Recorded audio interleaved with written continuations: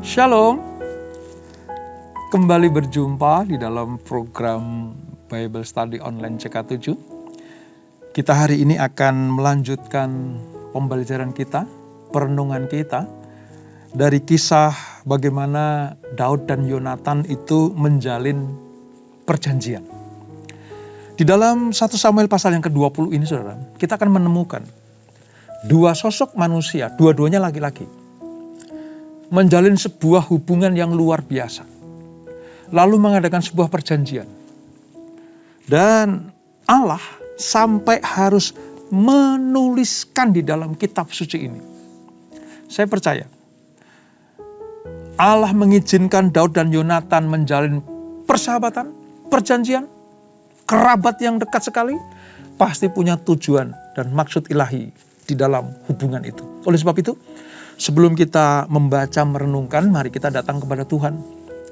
Kita minta Roh Kudus mengurapi kita, menjamah kita, supaya kita betul-betul mengerti firman Allah ini dan menerapkannya dalam kehidupan kita. Kami datang kepadamu Tuhan, kami rindu dekat denganmu. Kau yang menjamah kami, Kau yang mengurapi kami, Kau yang melindungi kami anak-anak-Mu. Perbuatan-Mu yang besar, perbuatan-Mu yang ajaib, selalu kami rasakan.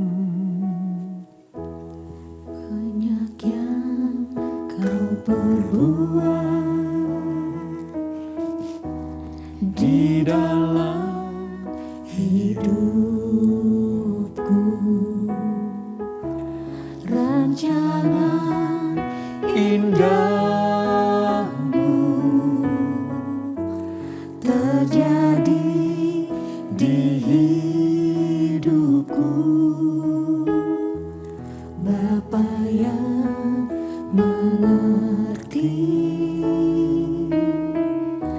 segala yang ku perlu.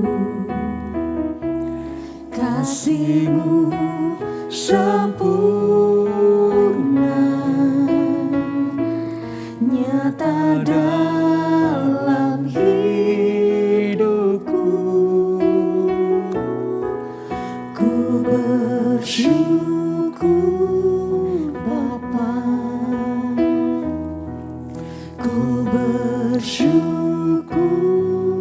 Tuhan, buat kasih setia-Mu di dalam hidupku. Ku bersyukur,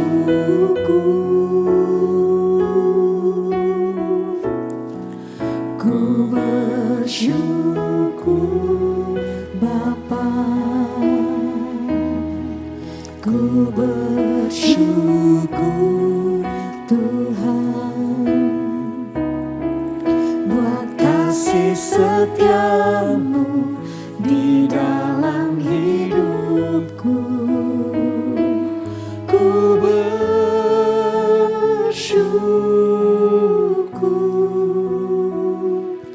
Tuhan. Amin, Yesus. Banyak yang Kau perbuat di dalam hidupku, rancangan indahmu terjadi di hidupku, Bapa yang mengerti segala yang ku perlu. Kasih-Mu sempurna,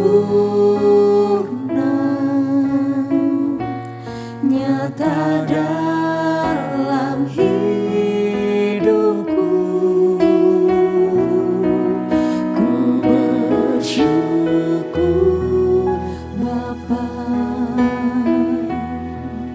Ku bersyukur Tuhan buat kasih setiamu di dalam hidupku. Ku bersyukur,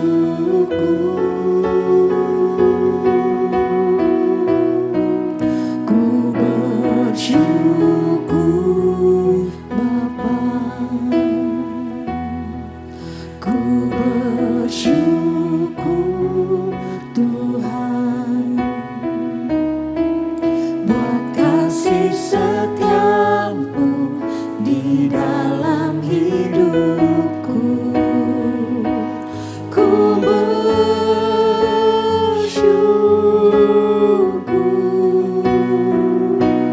Tuhan, ku bersyukur Bapa, ku bersyukur Tuhan buat kasih setiamu di dalam hidupku. Ku bersyukur,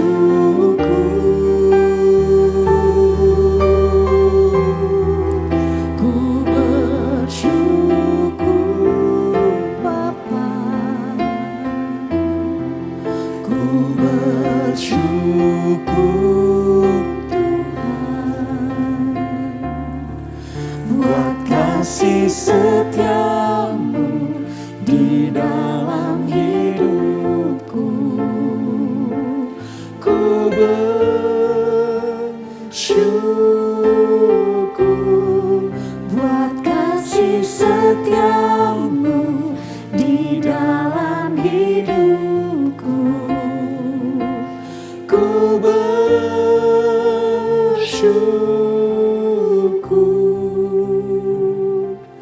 Tuhan. Haleluya, haleluya, ya Yesus. Sungguh kami bersyukur sebab kasih-Mu melimpah, sebab pertolongan-Mu kami rasakan. Oh Yesus, terima kasih Tuhan, terima kasih Yesus.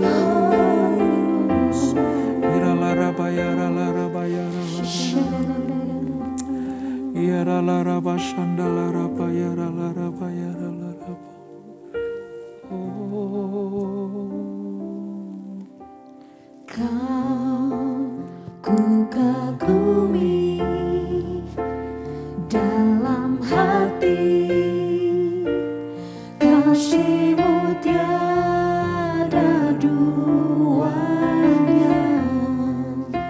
Sampai kini ku akui kasih-Mu tiada dua.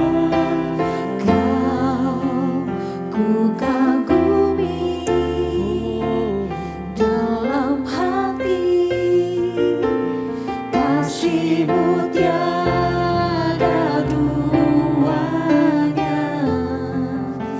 Sampai kini ku akui kasih-Mu tiada duanya. Yes, Lord. Kau ku kagumi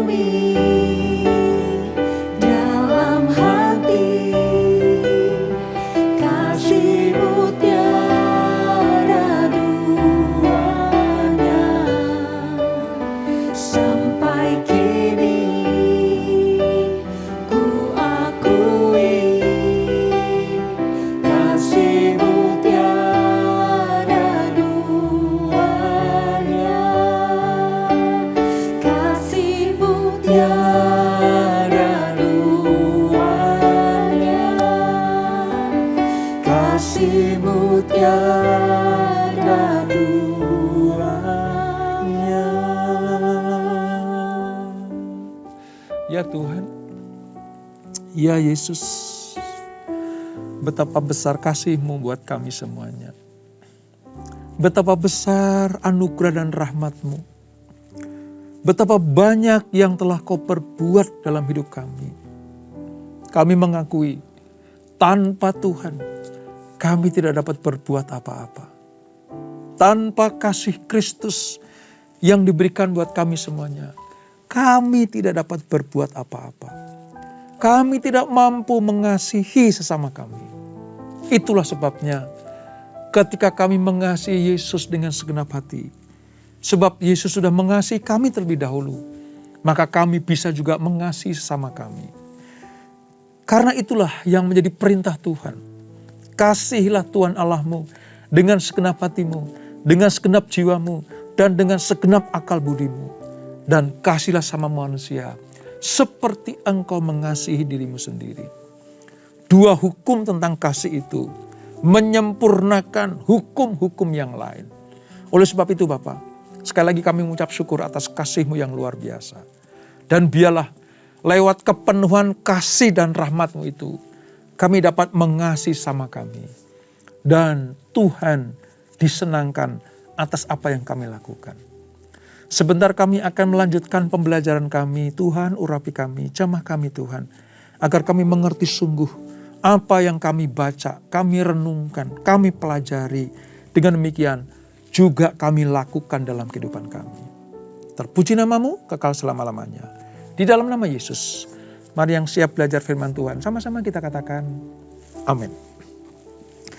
Saudara, kita akan membaca dari 1 Samuel pasal yang ke-20. Perikopnya adalah perjanjian antara Daud dan Yonatan. Kalau saudara kilas balik sebentar di dalam pasal yang ke-18, ya, 1 Samuel pasal 18, di sana diceritakan juga bahwa Daud dan Yonatan itu sudah membuat perjanjian. Dasarnya apa saudara? Perjanjian itu dasarnya begini, karena kasih Allah yang ada dalam diri Daud dan Yonatan, mereka dipenuhi dengan kasih Allah, berjalan di dalam kebenaran, maka mereka menjalin sebuah persahabatan yang bahkan Daud sendiri mengakui ini lebih agung. Persahabatanku dengan Yonatan itu lebih tinggi mutunya dibanding dengan hubungan-hubungan yang lain. Nah, banyak orang menganggap bahwa ini Daud dan Yonatan itu berlebihan mengungkapkan kasihnya.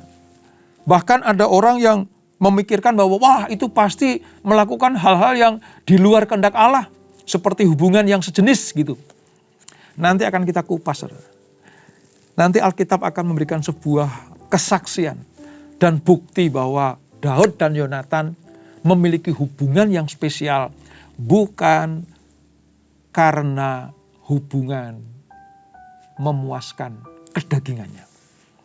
Mari kita baca dari ayat 1 sampai ayat yang ke-11 pada 1 Samuel 20. Demikian firman Tuhan. Perjanjian antara Daud dan Yonatan. Maka larilah Daud dari Nayot dekat Rama.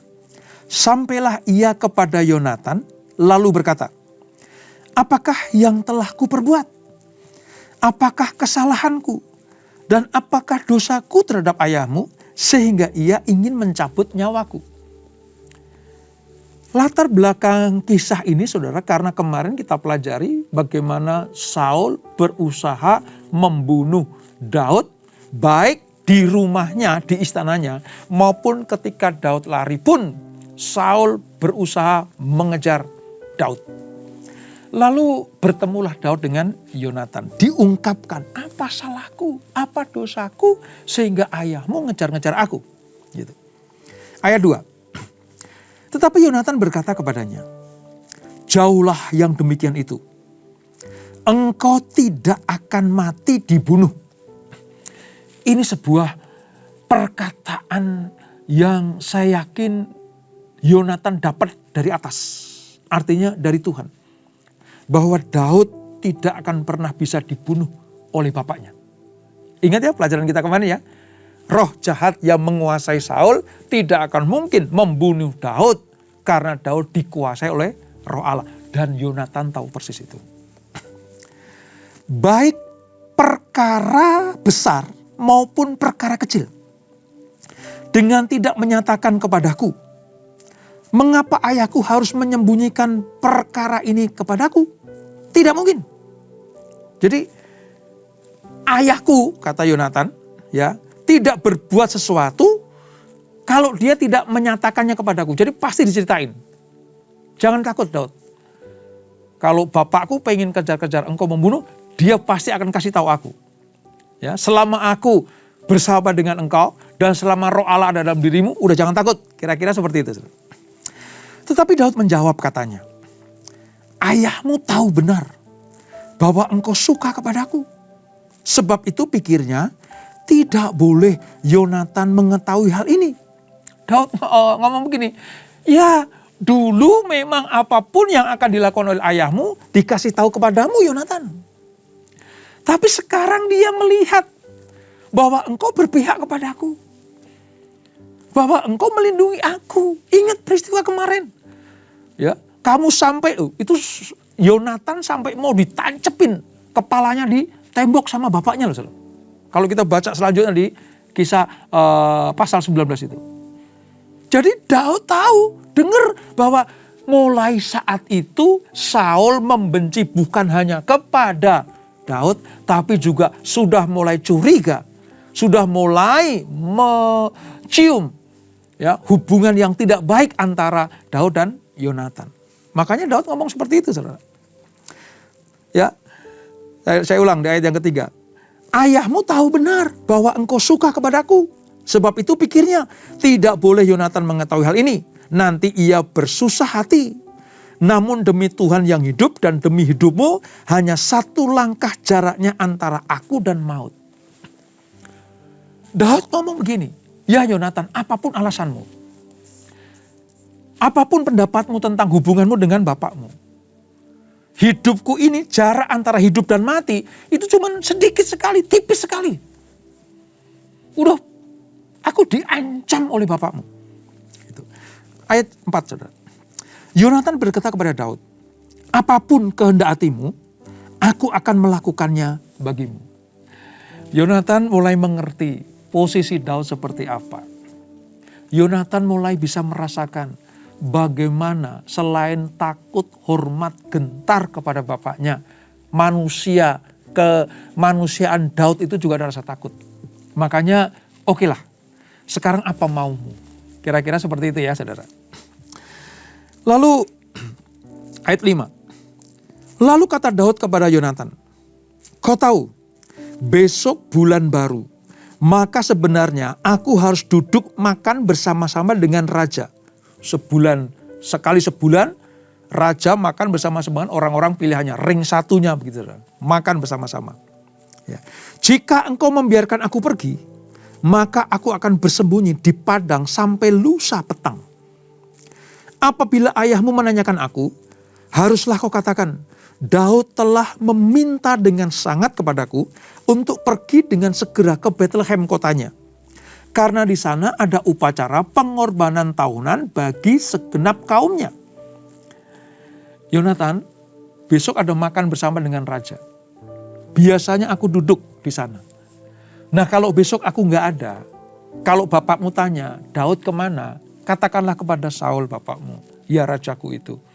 Daud sedang kembali ke Bethlehem karena ada perayaan setiap tahun bagi kaumnya. Ayat 7. Jika begini dikatakannya, baiklah, maka hambamu ini selamat. Kalau nanti Saul ngomong, ya udahlah, Daud biar ke Bethlehem. Biarlah dia ikuti acara keluarganya. Itu artinya aku selamat. Kata Daud begitu. Tetapi jika amarahnya bangkit dengan segera, ketahuilah bahwa ia telah mengambil keputusan untuk mendatangkan celaka. Kalau nanti Saul bilang bahwa nggak boleh pergi, apa-apaan ini, nah, kira-kira seperti itu ya saudara. Itu artinya Saul betul-betul murka, marah kepadaku. Jika demikian, tunjukkanlah kesetiaanmu kepada hambamu ini. Sebab engkau telah mengikat perjanjian di hadapan Tuhan dengan hamba-Mu ini. Tapi jika ada kesalahan padaku, engkau sendirilah membunuh aku. Mengapa engkau harus menyerahkan aku kepada ayahmu? Jadi Daud mohon dengan sangat, Yonatan, kalau aku lolos dari tikaman atau kejaran bapakmu, itu karena Tuhan. Dan karena kita pernah berjanji saling membantu. Tapi yang aku pikirkan cuma satu, mengapa bapakmu harus membunuh aku? Gitu. Lalu ayat yang ke-9. Tetapi jawab Yonatan, jauhlah yang demikian itu. Kamu jangan meragukan kesetiaan atas perjanjian kita. Gitu. Sebab jika aku ketahui dengan pasti bahwa ayahku telah mengambil keputusan untuk mendatangkan celaka kepadamu, masakan aku tidak memberitahukannya kepadamu? Tenang Daud.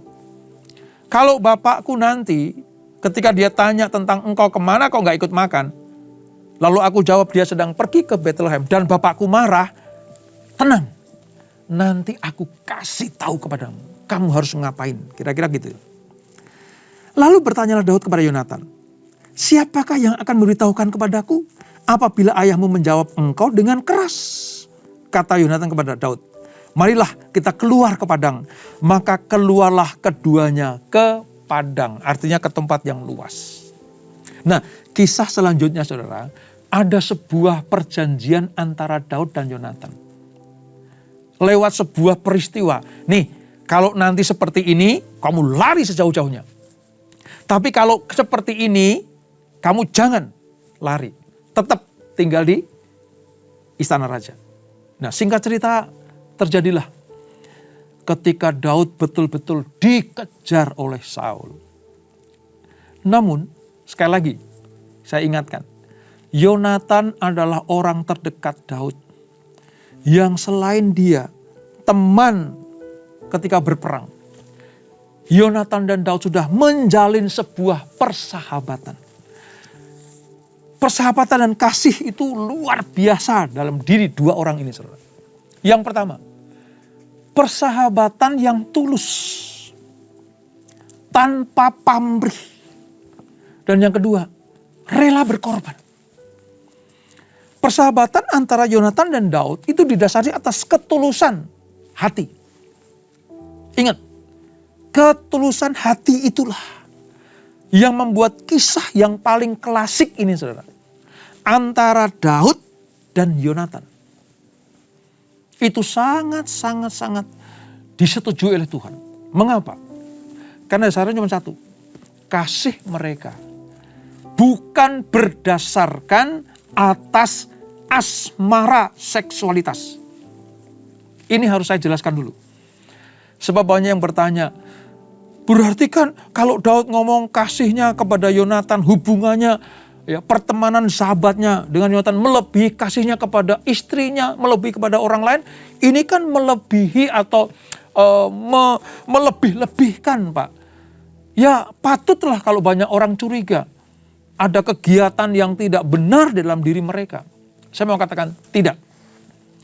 Sebab kasih Yonatan bersama dengan Daud yang diikat oleh perjanjian tidak didasari atas kasih asmara yang menjurus kepada praktek seksualitas. Tidak ada sejarahnya. Tidak ada dicatat dalam Alkitab bahwa Yonatan dan Daud melakukan aktivitas asmara yang diliputi oleh kegiatan-kegiatan badani atau kedagingan, termasuk seksualitas. Ini persahabatan yang didasarkan atas kebenaran.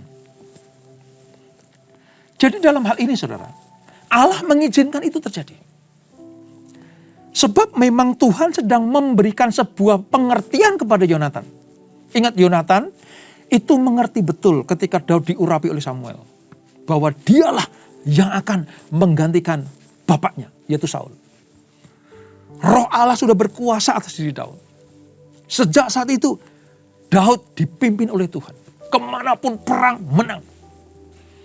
Yonatan sadar, Allah menyertai Daud. Nah, ketika dia menjalin persahabatan dengan Daud dan mengikat perjanjiannya, perjanjiannya itu sebenarnya sepele sangat. Daud, kalau engkau sudah menjadi raja, ingat ya, ingat aku dan keturunanku nanti. Gitu, hanya itu saudara. Daud juga berjanji, Yonatan, aku gak akan melupakan engkau. Karena engkau sangat berjasa kepadaku.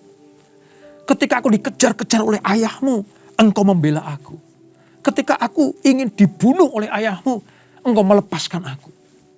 Jadi dua-duanya menerima kasih dari pasangannya, dari Daud dan Yonatan itu, ya, saling memberikan kasih, memperhatikan, rela berkorban. Tidak ada aktivitas lain selain itu, saudara. Makanya salah besar kalau ada orang bilang bahwa Yonatan dan Daud itu termasuk anggota LGBT. No, ya, bukan. Karena kasihnya dilandasi atas kebenaran, dan yang kedua, perjanjian yang ilahi. Karena nanti pada kisah-kisah selanjutnya, Daud itu betul-betul memperhatikan keturunan Yonatan. Ya, nanti akan kita baca itu kisah tentang Mephiboset. Ya, itu keturunan Yonatan yang dipelihara oleh Daud. Ya. Ini. Lalu bukti yang kedua, saudara. Mengapa Yonatan mau menjalin persahabatan dengan Daud sehingga Yonatan itu betul-betul menghargai Daud. Ingat di pasal yang ke-18, bahkan ketika sebelum perjanjian diucapkan, Yonatan itu melepaskan jubahnya, melepaskan pakaian perangnya, memberikannya kepada Daud. Ini tentang hal yang paling aku sukai, ini yang melindungi aku ketika aku berperang.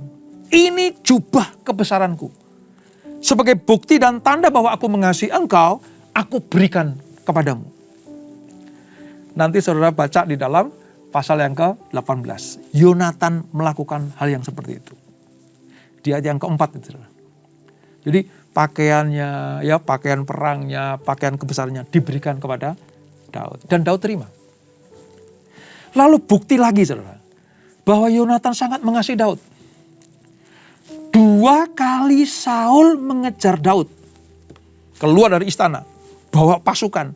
Mengejar-ngejar Daud. Ya.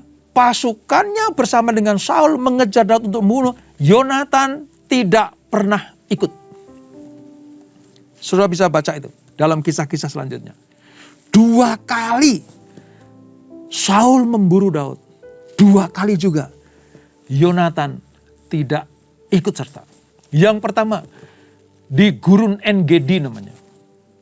Kalau saudara ke Israel ya, dari wilayah misalnya mau perbatasan dari Mesir ke Israel, ya, dari kota Eilat itu ya, nanti lewat di tepi Laut Mati. Di sana ada sebuah gurun, ya saudara, penuh pegunungan. Itu Gurun En-Gedi. Disitulah, di gua-gua itulah Daud bersembunyi, dikejar-kejar Saul, tapi Yonatan gak ikut. Tempat yang kedua namanya Hakila. Ketika Saul dengar bahwa Daud ngumpet bersembunyi di Hakila, dia kejar ke sana, Yonatan gak ikut. Ini menandakan bahwa apa? Yonatan betul-betul tidak mengupayakan kecelakaan atau pemusnahan Daud. Bukti bahwa Yonatan mengasihi Daud itu karena betul-betul alasan yang rohani, bukan yang kedagingan.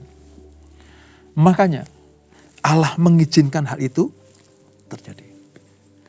Berapa kali Yonatan pasang badan untuk keselamatan Daud? Berapa kali Yonatan rela mati bagi Daud? Ingat ya, sekalipun anak raja, kalau itu menentang titah raja, ancamannya hukuman mati. Saudara. Yonatan tahu persis bapaknya lagi penuh amarah karena dikuasai oleh jahat. Dia ingin membinasakan Daud. Tapi Yonatan pasang badan. Saya kalau memikirkan ya, mungkin Yonatan berpikir, udahlah, mati ya matilah. Oke lah, ayahku pengen membunuh aku, terserahlah. Aku menyatakan kesetiaanku kepada Daud berlandaskan kebenaran, bukan kedagingan. Oleh sebab itu saudara, sebenarnya saudara dan saya mau bergaul dengan siapa saja. Mau laki-laki dan laki-laki, perempuan dengan perempuan, atau laki-laki dan perempuan. Selama landasannya kebenaran, selama landasannya itu adalah kekudusan, selama landasannya itu adalah perjanjian yang benar, maka Allah mengizinkan kok. Mengizinkan. Asal nggak ada alasan yang dosa loh ya. Ya, tadi itu. Nggak ada dibumbui dengan asmara dan nanti menjurus kepada seksualitas. Silahkan monggo bersahabat dengan siapa saja. Karena nanti ya, kalau saudara lihat ya, ketika Yonatan dan Saul itu maju berperang di wilayah Gilboa, mereka mati dua-duanya. Daud meratapinya. Cintanya Daud kepada Yonatan itu melebihi cintanya dengan manusia lain. Kenapa saudara? Karena betul-betul kasih yang pure, tulus, murni, tanpa pamrih, rela berkorban, dan tidak minta imbalan apa-apa. Ketika Yonatan bilang, ingat ya, keluargaku nanti kalau engkau menjadi raja. Karena Yonatan tahu yang akan menggantikan bapaknya adalah Daud. Pada kisah ini saudara, antara Daud dan Yonatan itu mengalami problema yang luar biasa. Dalam diri Daud, problemnya begini. Gua salah apa sih? Aku tuh salah apa? Kok sampai rajaku, mertuaku sendiri, orang yang diurapi Tuhan, kok sampai ngejar-ngejar aku untuk aku dibunuh? Aku salah apa? Itu problem Daud. Sementara problem Yonatan, saudara. Saul yang akan membunuh Daud itu bapaknya. Sekaligus rajanya. Yonatan itu prajurit murni sejati. Sekalipun dia punya hubungan yang baik dengan Daud, tetapi kalau Saul berperang, Yonatan ngikut. Karena apa? Aku terikat oleh perjanjian, aku ini prajurit Israel. Aku ini serdadu Israel. Makanya ketika bapakku bilang, ayo kita ke sana, perang ke sana, ikut. Kecuali diajak ngejar-ngejar Daud, dia gak mau ikut.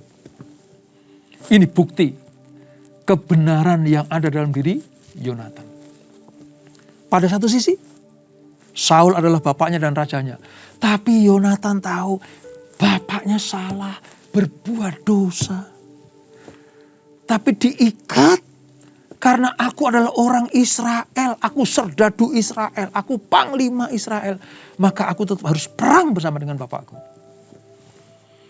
Problem yang kedua dalam diri Yonatan adalah Daud adalah sahabatnya, sekaligus iparnya. Saya kalau membayangkan tentang hubungan Daud dan Yonatan itu, waduh luar biasa. Dua manusia ini memang pantas dimasukkan dalam Alkitab. Diceritakan oleh firman Allah. Bagaimana orang-orang yang memiliki problem kehidupan. Tapi tetap menjalin persahabatan dengan kuat. Selama itu didasarkan atas kebenaran. Bukan karena alasan seksualitas. Maka Allah akan tampilkan mereka menjadi teladan buat kita semuanya. Dua-duanya punya problem. Daud dikejar-kejar oleh Saul. Yonatan serba salah. Ya, ikut bapaknya, dia tahu dia berbuat dosa. Ikut Daud, dia tahu persis itu menentang titah raja. Makanya kalau saudara pengen lihat ya, dalam diri Yonatan itu betul-betul mentalitas prajurit itu kayak begitu. Mentalitas prajurit. Tapi dia tidak pernah menyetujui dosa terjadi. Nah kalau Yonatan saja tahu bahwa bapaknya berbuat dosa. Yonatan tahu bahwa Daud berbuat benar. Kan gak ada alasan Daud dan Yonatan menjalin hubungan di luar kehendak Allah. Saya pastikan dan Alkitab membuktikan persahabatan Daud dan Yonatan adalah persahabatan yang sehat, kudus, murni, tulus, rela berkorban. Karena nanti pada perjalanan berikutnya Daud betul-betul memperhatikan Yonatan dan keturunannya. Lalu yang kedua, yang terakhir, mengapa ini persahabatan yang benar di hadapan Tuhan? Tuhan akhirnya memisahkan mereka. Memisahkan bukan karena kesalahan mereka. Daud berpisah dengan Yonatan itu pedih hati rasanya. Ketika benar-benar tahu bahwa Saul membenci Daud, dia harus berpisah, saudara. Itu berat hati dalam diri Daud. Coba bayangkan, kalau ada alasan asmara, saudara, pasti ketika Daud lari dari Saul, Yonatan ikut. Kalau alasannya karena kedagingan, ketika Daud lari dari Saul, keluar dari istana raja, saya pastikan kalau dasarnya adalah kedagingan dan seksualitas asmara, Yonatan pasti ikut. Tapi Alkitab mencatat, ketika Daud lari, Yonatan kembali ke istana. Sebab banyak peristiwa, saudara. Kalau hubungan sudah sampai kepada asmara, nggak bisa dipisahkan. Kalau yang satu ke sana, ini pasti akan ikut. Apapun resikonya.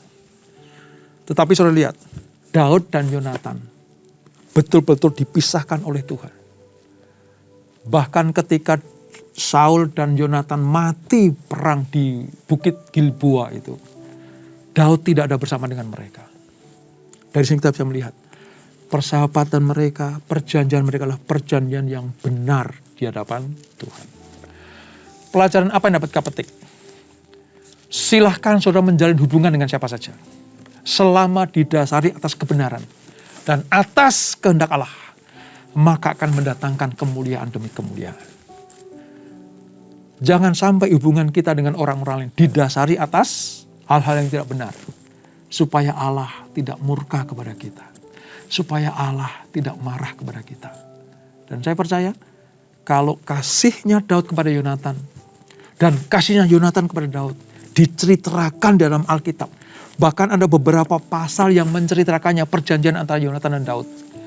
Allah punya maksud, hai anak-anakku, kasihlah sama manusia, kasihlah samamu manusia, tapi berjalanlah di dalam kebenaran. Sebelum engkau mengasihi mereka, kasih aku dulu. Berjalan dalam kebenaran, bertindak dalam kekudusan, dilakukan dengan ketulusan, maka persahabatan kita dengan siapapun juga akan menyenangkan hati Tuhan. Dan itulah 1 Samuel pasal yang ke-20. Kita tundukkan kepala. Bapa, terima kasih untuk anugerah-Mu. Kami mengucap syukur atas firman-Mu itu ya Tuhan. Bagaimana perjanjian antara Daud dan Yonatan diceritakan kembali. Di pasal 18 dari 1 Samuel sudah diceritakan. Diulang kembali di pasal yang ke-20. Ini menandakan bahwa Tuhan menghendaki dan mengizinkan hal itu terjadi. Dan kami melihat bagaimana tulusnya persahabatan mereka. Tulusnya kasih mereka. Tidak didasari atas nafsu kedagingan. Dan praktek-praktek seksualitas. Betul-betul kasih yang sempurna. Dan bukti yang kami lihat bahwa ketika mereka dipisahkan oleh Tuhan, diizinkan mereka berpisah, Daud melarikan diri dan Yonatan tetap setia menjadi prajurit Israel bersama dengan ayahnya yaitu Saul. Membuktikan buat kami semuanya bahwa mereka betul-betul mengasihi seperti yang Tuhan kehendaki. Terima kasih Bapak untuk teladan ini. Terima kasih untuk contoh-contoh kehidupan ini. Kami mengerti sekarang, Tuhan mengizinkan kami bergaul dengan siapa saja selama didasari, dilandasi atas kebenaran dan kasih Tuhan, bukan yang lain. Bapak, kuatkan kami. Bahkan mungkin tegur kami kalau kami sudah mulai salah menjalin persahabatan dengan orang lain. Ampuni kami kalau benih-benih yang tidak benar itu mulai berkecamuk, mulai dibangkitkan. Ampuni Tuhan. Hari ini kami belajar supaya persahabatan kami didasari atas kekudusan, kebenaran, dan kehendak Allah. Maka itu menjadi cerita hidup kami yang berkenan kepada Tuhan. Berkati anak-anakmu, berkati kami semuanya. Keluarga demi keluarga, usaha bisnis anak-anakmu diberkati Tuhan. Bahkan pelayanan kami juga diberkati Tuhan. Dan sebelum kami tinggalkan acara ini, kami siapkan hati kami terima berkat yang daripadamu. Kekasih Kristus, arahkan hatimu kepada Tuhan.